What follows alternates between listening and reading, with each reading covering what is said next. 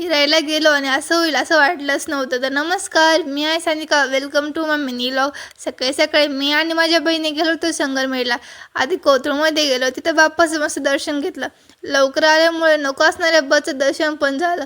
मग काय आमची बस आली, मग आम्ही आलो होतो संगमनेरला. येताना तर खूप मस्त वातावरण झालं होतं, पण पाऊस नव्हता लागत. तो पण आला होता. संगमनेरमध्ये आलो, तिथून रिक्षा पकडली, डायरेक्ट निघालो होतो जायला डी-मार्टला. मग काय 20-25 मिनिटाच्या नंतर तिथं पण येऊन पोहोचलो. आतमध्ये गेलो तर आतमध्ये खूप काय काय होतं.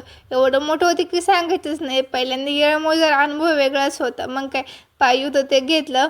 तिथं अर्धा तास घालवलं, तिथं 2 तास घालवले. मग काय नंतर निघालो होतं बाहेर, कारण की खूप टाईम झाला होता.